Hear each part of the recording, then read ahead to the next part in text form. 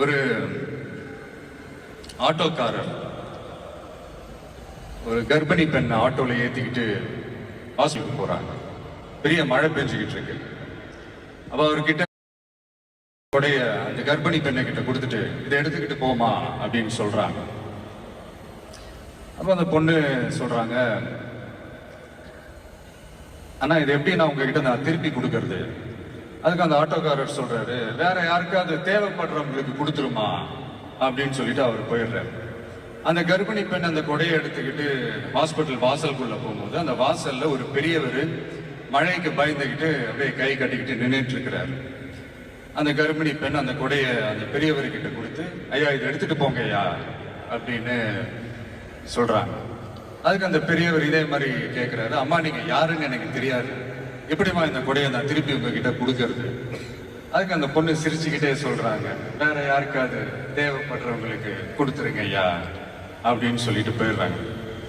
உடனே அந்த பெரியவர் கொடையை எடுத்துக்கிட்டு பஸ் ஸ்டாப்புக்கு வராரு. பஸ் வருது, ஏறி போகும்போது அங்க பாக்குறாங்க ஒரு பூக்கார அம்மா பூவை வச்சுக்கிட்டு ஒரு அட்டையை இப்படி மழைக்காக பிடிச்சிக்கிட்டு உட்கார்ந்துட்டு இருக்கிறாங்க. பெரியவர் போய் அந்த கொடையை அந்த பூக்கார அம்மா கிட்ட கொடுத்துட்டு அவர் பஸ் ஏறி போயிடுறாரு. பூக்காரம்மா அந்த கொடையை எடுத்துக்கிட்டு வீட்டுக்கிட்ட வரும்போது அங்க ஒரு ஸ்கூல் படிக்கிற பொண்ணு பேக் எல்லாம் மாட்டிக்கிட்டு மழையில ஓடி வர்றாங்க. அவங்க போய் அந்த ஸ்கூல் பொண்ணு கிட்ட கொடையை கொடுத்துட்டு, மழையில நனையாதம்மா இதை எடுத்துக்கிட்டு போங்க அப்படின்னு சொல்றாங்க. அந்த பொண்ணு தேங்க்ஸ் அப்படின்னு சொல்லிட்டு வீட்டுக்கிட்ட வரும்போது அந்த பொண்ணோட அப்பா பதட்டத்தோட வாசல்ல நின்றுட்டு இருக்கிறாரு. பொண்ணு மழையில நனைஞ்சுக்கிட்டு வரணுமே அப்படின்ட்டு.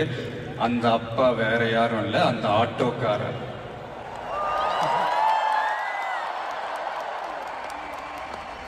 அந்த குடை அவர் கொடுத்த குடை. So the moral of the story is, ஒரு நல்லது சின்ன சின்னதா ஒரு ஹெல்ப் அது செஞ்சு இருந்து பாருங்க, லைஃப் ஒரு மாதிரி ஜாலியா இன்ட்ரெஸ்டிங்கா இருக்கும்.